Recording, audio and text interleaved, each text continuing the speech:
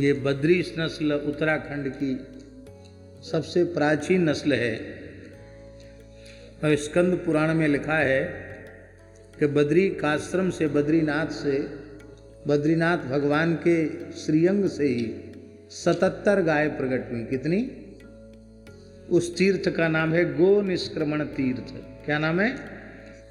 गो निष्क्रमण तीर्थ। उससे बद्रीश गाय प्रकट हुई, स्कंद पुराण में वर्णन है।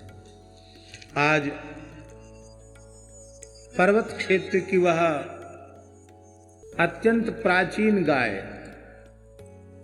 विलुप्त होने के कगार पर है।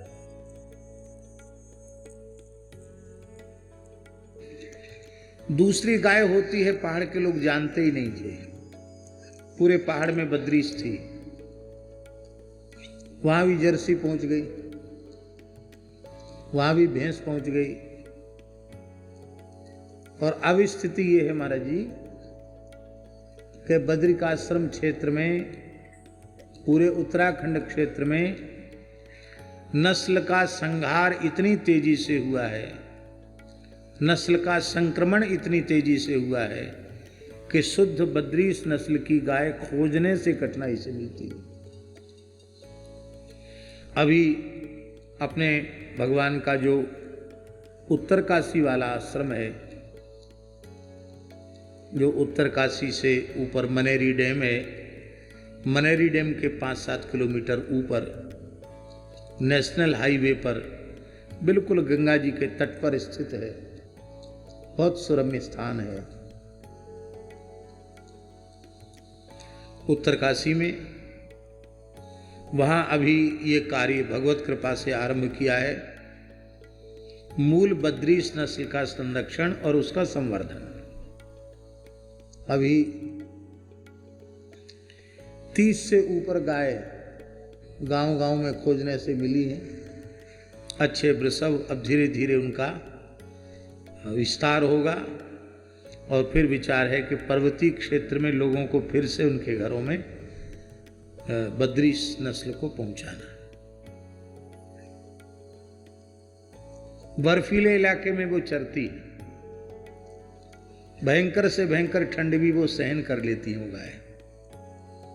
गंगा जी का जल पीती हैं, झरनों का जल पीती हैं और दिव्य औषधियों को चरती हैं। दूध उनमें बहुत कम होता है।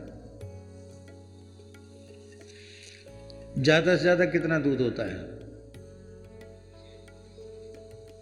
पूरे दिन में? पूरे दिन में 1.5 से 2 लीटर दूध यदि दे दिया तो सबसे उत्तम नस्ल की वो दुधारू गाय है।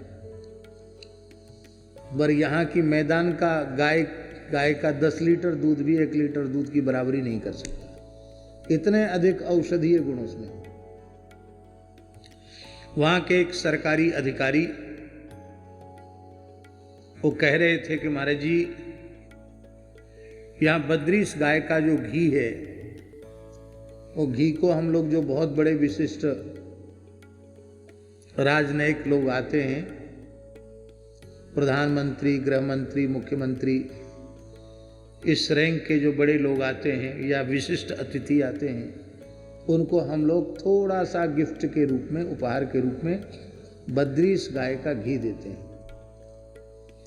आपको सुनकर आश्चर्य होगा, 15,000 रुपये लीटर कीमत है उसकी। कितनी है? घी की एक बूंद घी कंडे की अग्नि पर डाल दो, इस पूरे वातावरण में सुगंध फैल जाएगी। आज हम जो गायों को चारा दे रहे हैं उसमें भी केमिकल है, क्योंकि वही भूसा आ रहा है जो यूरिया और रासायनिक खादों से जो खेती हो रही है, वही भूसा आ रहा है, उसमें भी रसायन है। हरा आ रहा तो उसमें भी रासायनिक छिड़काव हो रहा है, कीटनाशक का प्रयोग हो रहा है। पर वहां वे गायें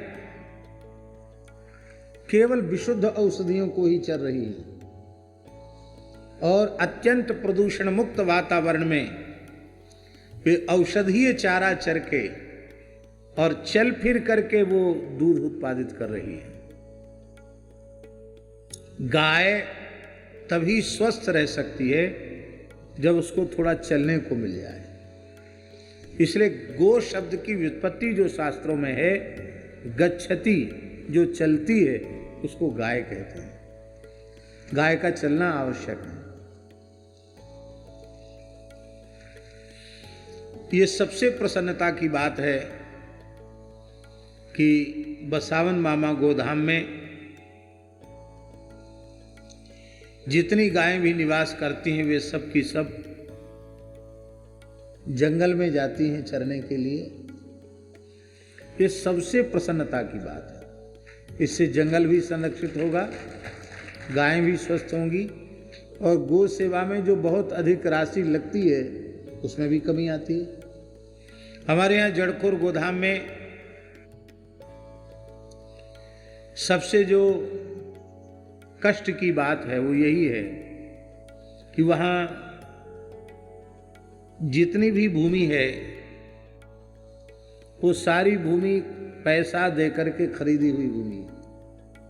एक इंच भूमि भी सरकारी नहीं है, सब खरीदी हुई जगह है। अभी भी जितनी बड़ी संख्या में गोवंश है उसके अनुसार भूमि कम है और उत्तम से उत्तम उनको पोषित करने का विचार बना रहता है, प्रयत्न होता है। संरक्षित नस्ल में से ही, संरक्षण में से ही संवर्धन हो रहा है।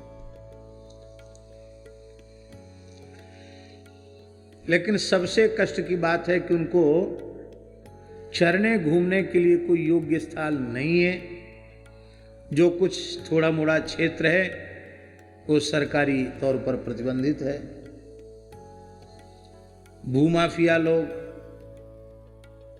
खनन माफिया लोग वो सोचते हैं कि यदि गौशाला को ये भूमि मिल गई, गाय यहाँ घूमने लग गई तो हमारा उपद्रव कैसे होगा। राजस्थान के लोग अपराध करके उत्तर प्रदेश में चले जाते हैं, उत्तर प्रदेश के लोग अपराध करके राजस्थान में आ जाते, वो बॉर्डर है, उसका लाभ लेने से वंचित हो जाएंगे।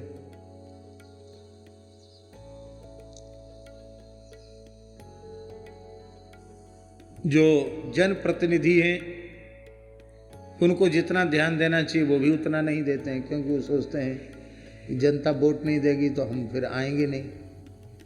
उनको ये है, तो न्याय अन्याय की उनको अपेक्षा नहीं।